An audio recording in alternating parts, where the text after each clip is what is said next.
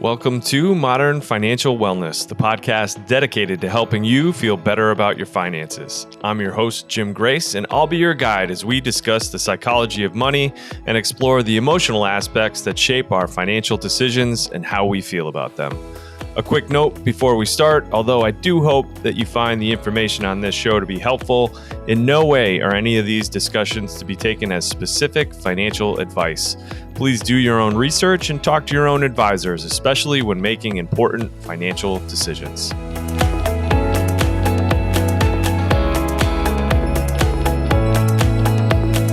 All right, everybody, welcome back to Modern Financial Wellness. I am joined today by the founder of Modern Husbands, Brian Page. Brian, thanks so much for being here. I appreciate the time. Hey, thanks for having me. So I don't usually do this, but I'm going to go ahead and read your bio because I don't want you to be too humble and leave anything out. So if you'll humor me for a minute, Brian is married, 3 kids, spent 15 years as a personal finance and economics educator, was recognized as the National Educator of the Year by the Milken Foundation and Ohio Department of Education. He has been a CNN Money hero and a former working group member of President Obama's Advisory Council on Financial Capability. Brian transitioned to a senior level position with Next Gen Personal Finance when he moved to Atlanta to support his wife's career, and later served a 1-year term as a visiting scholar at the Consumer Financial Protection Bureau in the Office of Youth Financial Education. And of course, recently founded Modern Husbands, or not so recently, I guess we'll get into that, founded Modern Husbands. And again, Brian, appreciate your expertise and appreciate you being here. Thanks. I wanted to start with your background a little bit because I think it'll inform our conversation. Take us back prior to the transition to Atlanta and this support role of your wife. Where were you at in your career, and when did this idea of transitioning into that support role kind of come into being? Can you kind of take us back into the early days when you started thinking about this? Where were you at? Are you talking about before I moved to Atlanta or when I moved? Yeah, before you moved to Atlanta. I'm curious where kind of the idea of Modern Husbands originated, because I'm curious when you put working in the Obama administration in any capacity on your resume, it's not like you're in some cubicle somewhere in a soul-sucking role with no opportunity, right? So you're very successful, really impressive resume, and decided to transition into a support role. So where were you at when you started to think about that? I'm hoping I got married. Hopes my wife, obviously, we got married pretty young and had a child really young. And when we did, I kind of fell right into a very traditional role of being the financial provider. And, that's what I knew. That's what I thought was my number one responsibility. I'm from a small rural town in Ohio. And, I just worked all the time. I was up to 80 hours a week and bleeding ulcer before I was 40. And hats off to my incredible wife, who really did everything at home. My only real contribution at home had to do with the kids. It was a lot. It was too much. And my wife, on the other hand, who's way smarter than me, I definitely outkicked my coverage. She's ambitious, and she wanted to advance in her career. And she did spend some of that time at home with the kids, but she also was hopeful to be able to, take all the hard work that she had done, through high school and college, et cetera, and use it to advance her own professional life. So anyway, I was, driving to work and listening to a podcast, Hidden Brain. And there was a researcher who was sharing results of a study where they were trying to uncover what it was that was holding some women back from advancement in their careers. And what they found was that when managers, male and female managers alike, look at a man, they obviously think, okay, well, if we can give him this promotion, he is going to be able to help his family. And they look at a woman and think, ooh, I'll be taking her away from her family. It's just this unconscious bias. And so I went home and told Hope, like, hey, tell your boss that I got it at home. Yeah, I'll do whatever it takes, and that you're ambitious, that you want to advance, on and on. And so 2 weeks later, she got a global role. got a promotion. She got a global role. So it started there and that meant a lot of travel. And then, she got another opportunity for a promotion, which she took, and that required me leaving teaching and, moving to Atlanta. And it was there where I had hoped to be a little bit more, take more of a back seat. But my career there, it became very,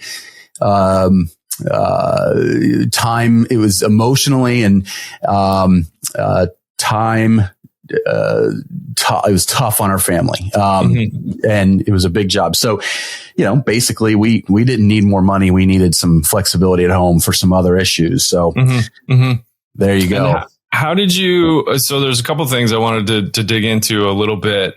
Did you struggle with that at all? So I didn't know about the health issues. It sounds like you were grinding pretty hard and it was taking a toll on just your overall well-being. So was it an easy decision for you to kind of take a step back, or did you struggle with that? It was easier. Yeah. Yeah. I think, I don't think I'm a strong enough dude to take a step back if I had not accomplished some of the things I felt like I needed to accomplish in my career.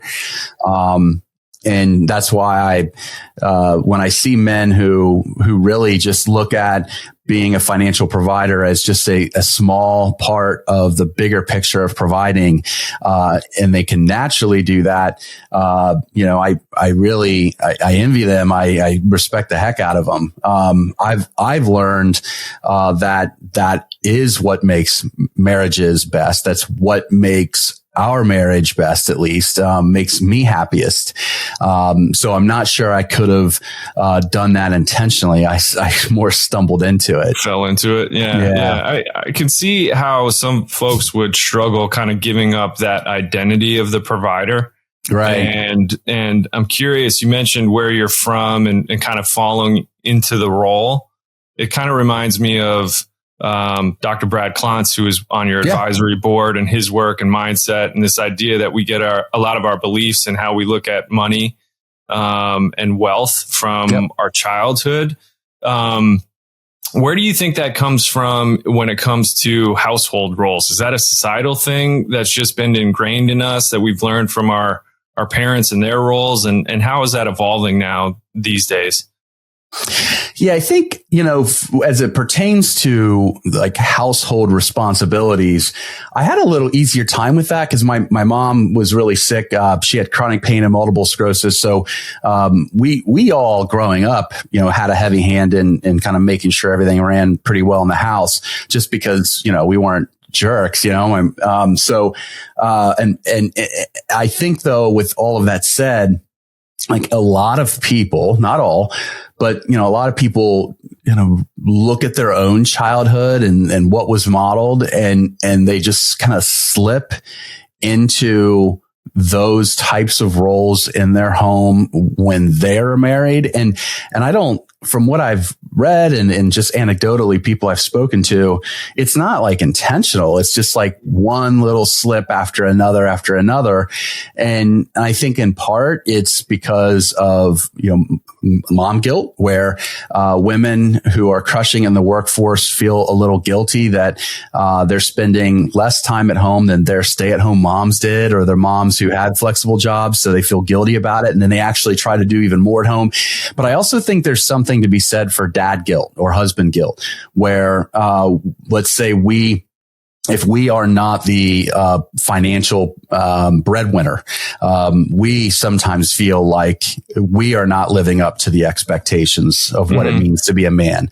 And those two things, when they coincide, can be really tough in a marriage. And both of them also fly in the face of common sense and practicality. When you look at the fact that, women are outpacing men as college graduates, in every level now, and that in 45% now of households, women are in the same, if not more than men. It just doesn't make sense for men to always be the breadwinner. And it also doesn't make sense for women to be the ones who have to shoulder everything at home. So I think we're just kind of experiencing the evolution of the home, that's doing a little bit of catching up, to the progress that we've seen in the workforce. Yeah, it's interesting, and a great segue into asking you to tell us a little bit about Modern Husbands. What do you hope to accomplish? What was the goal of kicking off this project? It actually wasn't even like an intentional business effort originally. When I decided to do what I did, I literally just Googled how to be a great husband, because I didn't know, man. I didn't know how to do the laundry. That's a great admission. I mean, we're all just trying to figure this out, right? No one told us how to do this. That's cool. I appreciate the admission. So, and like obviously my professional expertise is in money. And then I learned, about this world of gender norms. I never would have used those words 10 years ago. Or division of labor, or mental load, like these things that were foreign to me. And I just became fascinated with, kind of the challenges that couples face, the sometimes, very quiet, challenges women face that they have a tough time articulating to husbands, or husbands have a tough time understanding. And I really started to dig into basically every book I could get my hands on and research about what systems, people can put in place, to make sure their home is running efficiently, right? Because most of us are busy dual career couples. I am, my friends are. Yeah, and me too. It's like, we have systems for everything at work. We need them at home. We can't rely on, the 1950s system where men don't have to think about the home. That's just not how it operates. So, Modern Husbands was really built out of a Google search, but what I do now is just regularly share ideas to manage money as a team, because those two, there's a significant relational aspect to money management, and manage the home as a team, where you can put in place systems that ultimately create more free time for you and your spouse, either to spend together with your family or on your own, and also create a happier marriage. Yeah, it's great. And tell us, let's talk about dual professional couples with kids and managing the home. What are some examples of those systems that you can put in place to kind of work together and support one another to make the household run more smoothly? What are some of your favorites that work really well for you and your wife? So if you can, I think the first conversation is very important. And that is that, a lot of men have to recognize that, there is far more to providing than financial providing, and that women can silently feel burdened by mom guilt that has nothing to do with the husband, and that it takes a man to have a conversation where they just literally say, "Hey, I want to do more." Conversely, I think women need to tell men, "Hey, I earn a good living myself here. We don't need a big paycheck from you, or it's not like all of that burden falls on you. I just need more help at home." And coming to that agreement. Now, the system itself, there's like various systems to use. I like the Fair Play system, a lot of the Fair Play system, quite a bit, because what it does is it assigns ownership to tasks. And we should define for people who aren't familiar, because I think this is a great recommendation. Fair Play is Eve Rodsky's book and work about gender roles and mental load, which you referenced before. She's got a great card game that deals with this specific subject. You got it. Yeah. And there's a documentary on Apple TV about, her and that journey. Her book was a #1 New York Times bestseller. I read that, when I Googled how to be a great husband. And, what I love about the system for me is that it assigns ownership to tasks. And let me explain what that means. Let's say that I own the cooking.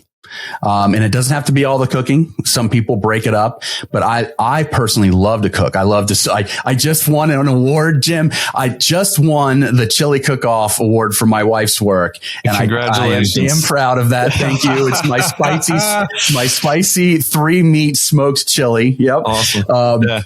But I love to do the cooking. So what does that mean?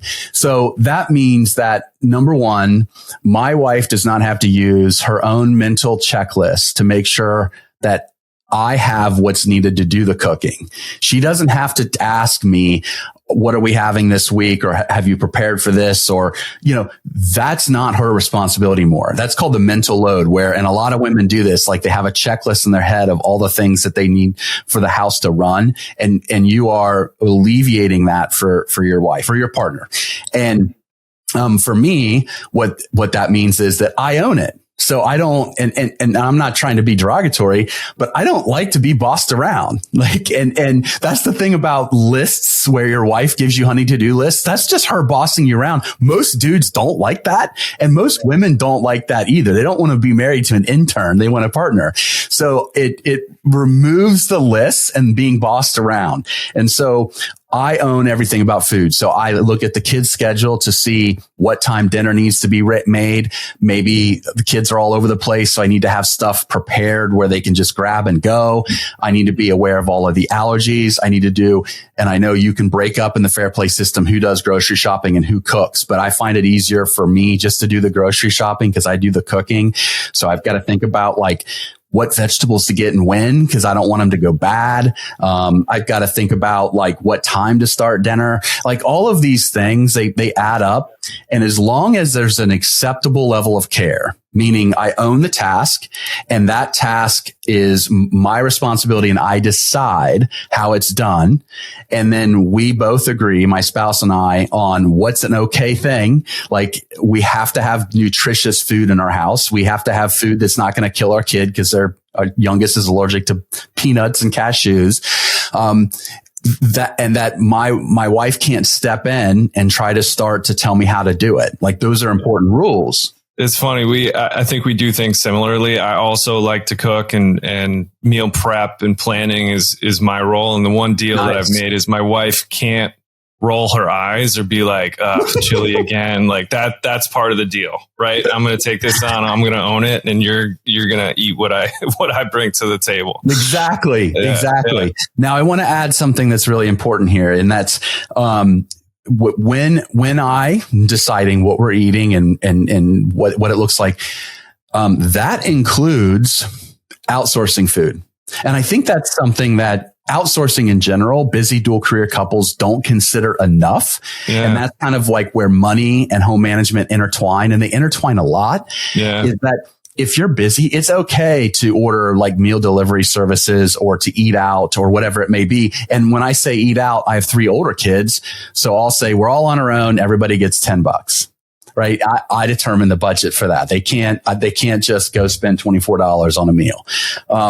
So those things all kind of run together, and I think it makes it a heck of a lot easier in marriage when you're not only good at managing the home together, but you're also very aware of the value and the role that money has in that. Mm-hmm. And tell me more about that, because that's one of the things I was curious is how you make space when you're trying to sort out who's doing what in the home. How do you make space or combine that with managing money? Do you separate those two conversations, or it sounds like maybe you kind of combine them in your process a little bit? Yeah, we combine them. So we try to meet every couple of weeks. I mean, if you're just beginning, you should be meeting on a regular basis. Hope and I have been married for 22 years. So, we have a pretty good handle on things. We don't have to meet as regularly. The conversations aren't as long, but when we do meet, I use Tiller. I love it because it automates everything. I like to be efficient, so I can show her kind of our current financial picture.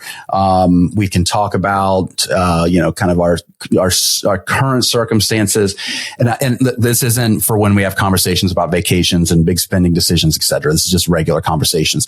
And usually that's, 3 to 5 minutes. And then we talk about what do we got coming up this week, and it's just Bryce have a game, Bryce has flying lessons here. Like what do we need to attend? When is the housekeeper coming in this week? We outsource housekeeping, once every couple of weeks. Like all of those things are almost like check-ins. And so we all know what's going on. And one of the reasons that our meetings are a little shorter is because we also use shared calendars. So I'm the one who's responsible for doing it, but I put everything on our calendar that syncs up with, including our kids. They see everything that's going on, like what's for dinner, when you're eating out, if there's a sporting event, are we going, those kinds of things. Do you use anything specific, or is it just like basic Outlook, Google Calendar? Do you use Google Calendar? Yeah. So it doesn't have to be some fancy thing that you're being direct marketed about, some big electronic whiteboard, essentially just stuff you already have access to that can help manage the household and make things a lot easier. Yeah. Yeah. Interesting. So I'm hearing you talk about getting to the table, having an open, honest conversation with each other about what each other need, using a system like a fair play to kind of divvy up who's going to own what, meeting regularly to kind of check in, getting organized with a calendar, delegation. I think that's something, I'm glad you brought that up, because that's something I've struggled with, is what to delegate and what to not, right? And that often that becomes a financial decision. How do you think about what we're going to offload and what's worth paying for? Whatever we both, first of all, whatever is going to generate the most happiness or relieve the most stress. That is our priority with money, because our basic needs are met. And we all know from research, buying bigger and better cars really don't make us happier in the long run. What makes us happier is, really good quality time with each other. And so we try to create time to create happiness and reduce stress. So, the next would be the things that we maybe don't have a great skill set for naturally, or we just don't love to do. Like those are things that we offload. We have a swimming pool, and I ran the numbers on getting like one of those automated pool cleaning systems, and then looked at all the chemicals, and I just thought, we're just going to get a pool person. So they come in once a week, because the math works out a little bit. It's something where I'm afraid, like sometimes we travel. What if I'm out of town? It's something off of my mental load. But what's most important, I think, to consider is like, how is it that you can offload the tasks that take you the most time and the tasks that you hate to do? Mm-hmm. Mm-hmm. Yeah, that's great advice. So if people check out Modern Husbands, tell us a little bit more about what you've set up, what's there. What can people expect to find when they go check out Modern Husbands? So when you go to our website, you'll notice across the top bar, that I have a family financial planning calculator. And that was an investment to help couples decide, whether to have children, how many children to have, because unfortunately, when couples are making this decision, they're looking at just the immediate trade-off. They're looking at, like, what is the what is the earning power of this spouse? And let's just compare that to childcare. They don't consider the long-term financial implications of somebody leaving the workforce. They don't consider paid paternity leave. And that's really bad. Like, when you look at the Urban Institute found that for every year a college educated woman leaves the workforce, she loses on average $295,000 in lifetime compensation, because she misses, that's one less, she's getting promoted a year later. She's not investing for that year, and that's compounding that, really, she's missing out on over 30 or 40 years, on and on. And so the financial implications per child. Per child. Yeah. That's per year out of the workforce. So she's going to leave the workforce for a year. That's what she'll lose. And and if people want to do that, that's great. The purpose of the calculator is for you to project the implications of the choice so you can make an informed decision.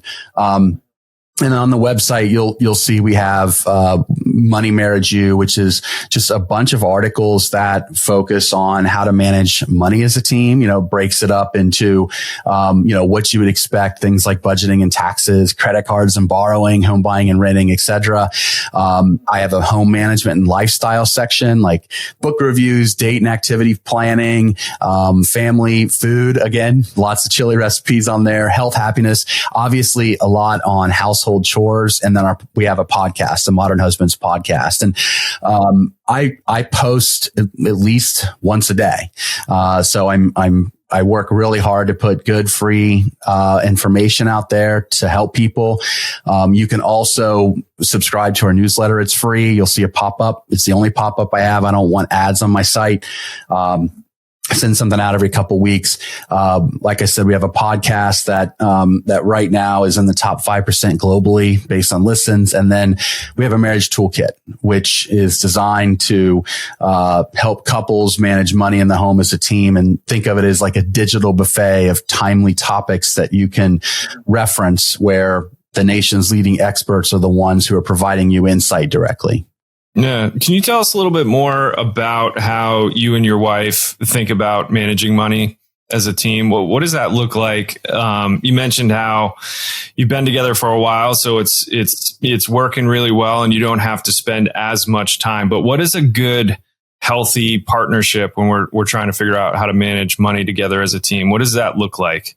I wish I could say that we naturally see eye to eye on all of our spending decisions, but we don't actually. It takes some work because we grew up in very different households. So a lot of how we all interact with money stems from our own childhoods. And my dad was exceptionally frugal, and her parents were more along the lines of like traditional American spenders. They did the Disney vacations all the time and always drove new cars, but we're living check to check, where we were the ones who drove like literally a car that was recruited to be entered in the Clinton County Demolition Derby. And I went to watch, and it won. Recruited meaning that it's like driving around town and they spotted it. And yes. Yeah. And then I was in the car when they did it. They followed us all the way home. My mom's like, what the hell is this guy doing? Like pulling in our driveway. At the time we lived in the country. And I'm like, oh no, my mom's going to beat this guy up. My mom was fierce. And, he wanted to put it in the Derby, and he did, and he won. But my parents also paid for my college, right? I mean, they were frugal, but they were intentional. So I am basically I'm not just frugal, I'm a borderline tightwad. So I don't really enjoy spending money on most things. Like there's some things I'm good. So other things, it's painful. My wife's, I would say, normal. And so it is a constant conversation, right? We have to, one little hack. If we're going to spend $100 or more, just a quick text. Hey, I'm going to buy this. You good? And I'm not talking about groceries, right? I'm talking about like a new dress or something like that. Or for me, it would be, $150 in new National Lampoon's Christmas Vacation t-shirts because it's that season. Like, are we good with this? Like, just to make sure there's no surprise.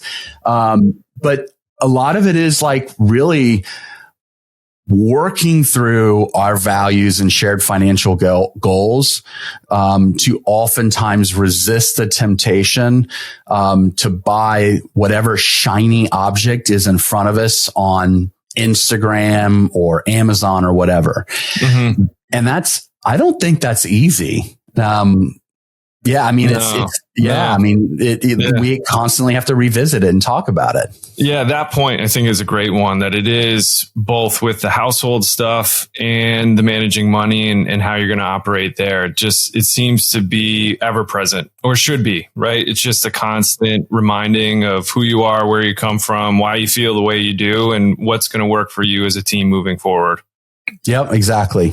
Yeah. Yeah. Again, it reminds me of the Klontz money scripts. And you mentioned the word tightwad. Have you read Scott Rick's book, Tightwads and Spendthrifts? Yeah. He's been on my podcast. We do a lot of work together. And cool. And I have an article on my site. I can send it to you if you want to include it in the description for the podcast, but it goes into the system that he recommends, right? So we know from research that for first time couples who are engaged or married, that blending all of your money actually causes marital happiness over time, and it buffers unhappiness.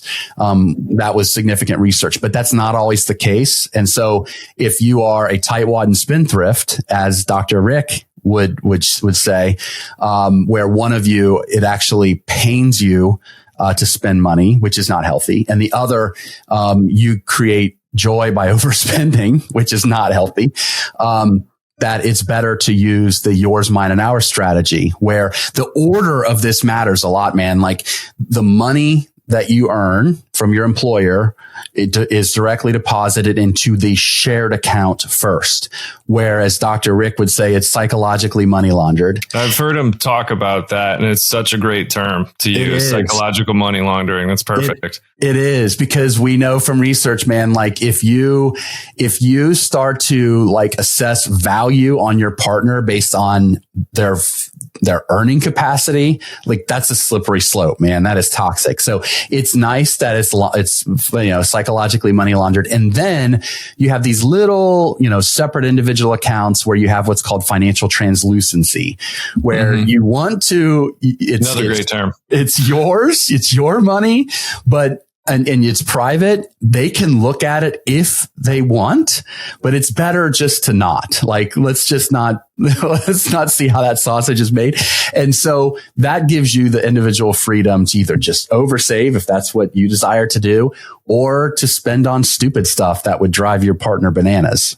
Yeah. It's great. It's really interesting, isn't it? There's a lot of nuance to it, because I've been familiar with the research that suggests that combining finance is a good thing, but maybe not in all cases, right? So understanding who we are, where we come from, and what's going to work is really, really important to kind of do that research for yourselves and try to understand each other a little bit better, so you can kind of set something up that's going to work moving forward. Oh yeah. And a third system, one last point to make is, Michael Van Cleve is, finalizing his PhD on managing money in a blended family. And what he found is that in second marriages, particularly when children are involved, the system that works best is a system of simplicity. So to have an account for your previous life, for, alimony, child support, whatever it may be, and then have a new account for your current life with your new wife. And the reasons for that is basically, he said that life is just really complex when you're married a second time. Yeah. So how long have you been at this now with Modern Husbands? How long have you been working on it? About 2.5 years. 2.5 years. And I'm curious, what are the lessons that you learned? Because if I look at the advisory board, it's really the who's who of personal finance. There's a lot of amazing people that are contributing and supporting the effort. Are there any things that surprised you along the way, or changes you made because of the research that you've done over the last 2.5 years or so? Any enlightening moments? Boy, there was clearly some moments that shocked me, some things that people do or don't do that we take for granted. Let me give you an example. I learned that 1 in 4 married couples are contributing enough collectively toward their retirement to earn the full employer match, but are not, because they've never talked about it. So in 1 in 4 instances, one partner is contributing more than is needed to get the full match. And the other partner, who inevitably is like, ooh, I can't afford to contribute more because it's already tight, they're contributing less. They're not contributing enough to get the match. Where if they literally talked for about 10 seconds, hey, are you getting the full match? They could adjust how much they're contributing and get what is on average $700 a year. Now, more of, you can call it free money. You can call it money you leave on the table. It's the employer's money, but that adds up, man. When you look at the compounding consequences of that, so that's one thing that really sticks out to me. I think that's a great point. And it kind of paints the picture for me of a busy couple who just hasn't created the space or found the time to kind of talk to one another about what's going on and what it means financially. And a lot of that has to do with they're raising kids and working their jobs, and day by day goes by, and it can be overwhelming at times, which is why, one of the reasons why I love what you're up to is to try to find ways that you could manage the household together, create more time and space to have these conversations about money and finance and find efficiency there, right? But you got to commit to making it a point to talk to one another and figuring some of these things out. Yeah, exactly. And I think the second would be just more on the home management front of 2 facts. One fact is that most guys, we want to make our partners happy, and we don't mind doing stuff around the house. That's not that for most men, that's not a issue.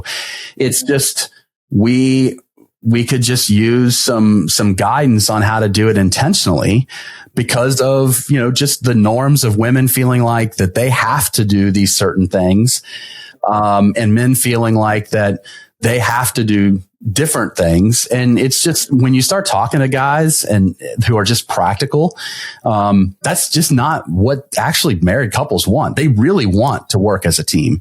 So when I'm sharing ideas on my website, they're like, oh yeah, that's a good idea. I mean, I'm from rural Ohio, man. It's not like I'm in downtown San Francisco burning bras here. These are just basic, things that make each other happy, that you can use. Right. And again, it's, it sounds so simple, but just talking to one another and being open and honest about what you need and how you need to be supportive and who can do what. I mean, it solves a lot of problems just getting to the table and having that conversation, which is why I love what you're up to on Modern Husbands. Is there anything else on the website that you want to spotlight for folks that they should be aware of or check out? Anything you're working on these days? If you go to modernhusbands.com, just subscribe to the newsletter. There'll be a pop-up. It's free. I send it out every couple of weeks. Your time's valuable. So I put, a lot of energy into it. And the reason that I suggest that is that it keeps the idea of working as a team top of mind, because at least every couple of weeks, you'll see that email in your inbox. You're like, maybe it's time for the household meeting. Maybe it's time that we maybe shift some of these responsibilities around. So that's what I would recommend when you go to our website. Yeah. And again, it's constant, right? And just like budgeting, I think a lot of folks, they'll be really excited. They'll have the conversation. They want to get better with money. So they'll start on their journey. Right. And then life gets in the way. And a month from now, 2 months from now, a year from now, they're back into the old habits, right? So that top of mind, it's not to bug you. It's to help you remember that it's important and get to the table and work on it. So yeah, well said, Jim. Yeah. So I highly recommend. I'm a subscriber myself. I've been poking around the website. There's so much great stuff there. So I can't recommend people go there enough. As we wrap up, I'm just curious, besides Modern Husbands, what resources, books, podcasts, are there any recommendations you would make for people who want to continue to think about these things? We mentioned Eve Rodsky and Fair Play, but are there any other particular resources that come to mind that can be really impactful for folks to check out next? Ooh, that's a tough question because I'm a nerd. I like to read. Equal Partners, written by Dr. Mangino, is great. Let's narrow it down.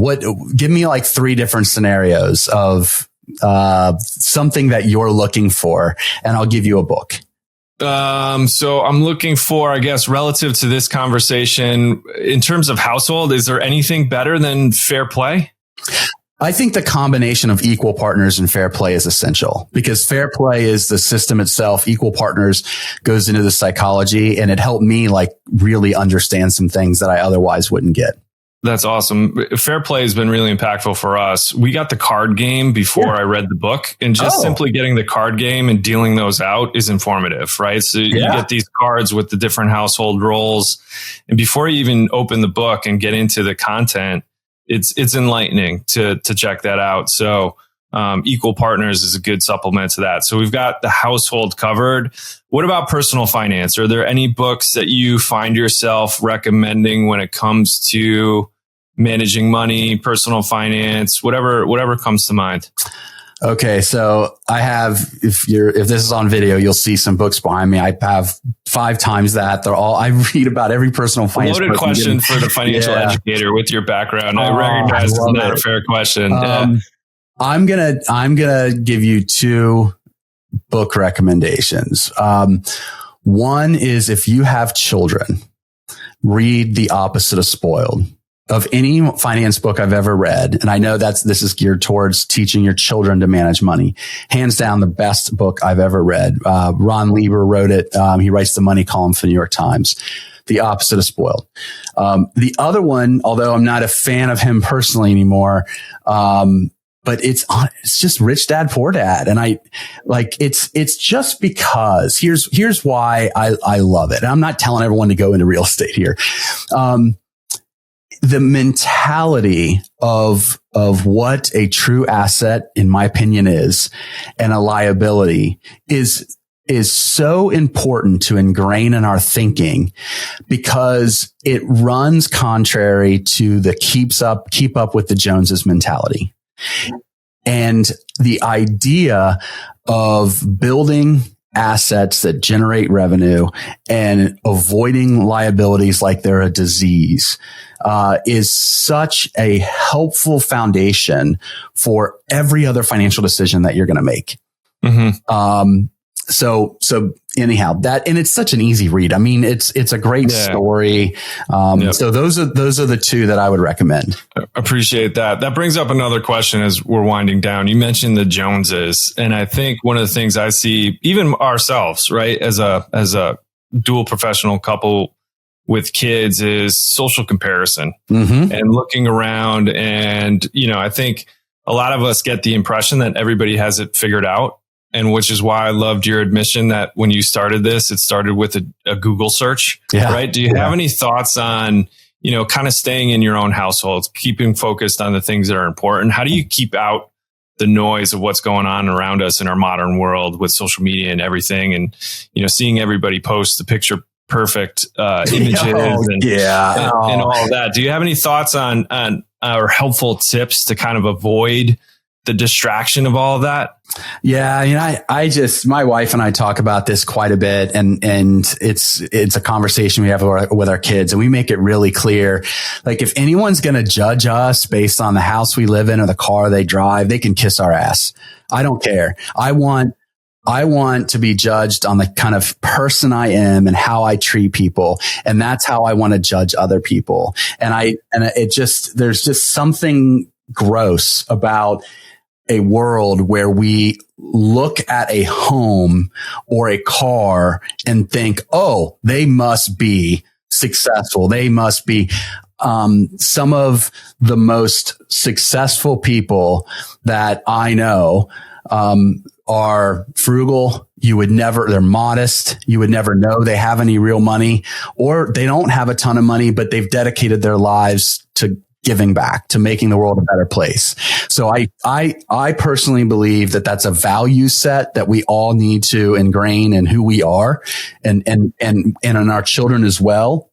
And to never let them believe that the possessions, all the stuff, is representative of anything other than just their own stuff. Yeah, that's a great take on it. And the other point I think about a lot, I work with a lot of clients as a financial planner. Obviously, we're talking about money and finance and where we are, financially. But I think the same applies to what we talked about today. You mentioned mom guilt. Yeah. Right. I think there's a lot of moms out there that look around at other women and say, how do they have it all together? And I don't know. I get the opportunity to kind of see behind the curtain and get to know people really, really well. And I just think that what you see out there and what people are presenting isn't often aligned with what's actually going on. Behind the scenes, it's messy and people are just trying to do their best, right? And keep it all together and keep it moving forward, which again is why I love what you're up to try to build a community around some of these ideas and just, share information that could be useful for all of us. So appreciate that. Final question. This show is about financial well-being, but well-being in general. Mm-hmm. And at the end of the day, are there any things that you get back to, habits, rituals, routines that you go back to just make yourself feel good with all, the demands of running a modern household? Exercise, competition, like sport, when I say I like pickleball, I just started playing 4 months ago. Man, I have the shoes, I have the compression socks, I have the paddle. I am all, man, I bought the matching headband from, the movie Dodgeball, like the red, white, and blue headband with the red. Approved? Did you have to get that one approved? My kids are so pissed because I look like the ultimate dad walking onto the pickleball court.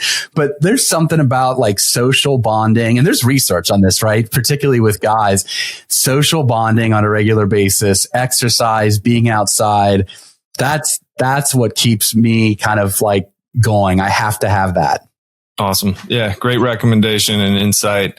Where do people find you? Are there any particular, we'll link to all this in the post of the podcast, but anything particular you want to spotlight for us? Website, socials, YouTube channels? I'm on all the socials. At least I think I'm on the most of the socials, and you can get to all of those through modernhusbands.com. Awesome.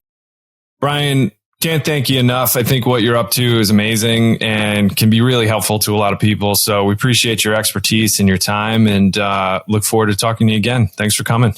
Okay. Thanks for having me. All right, everybody. Till next time.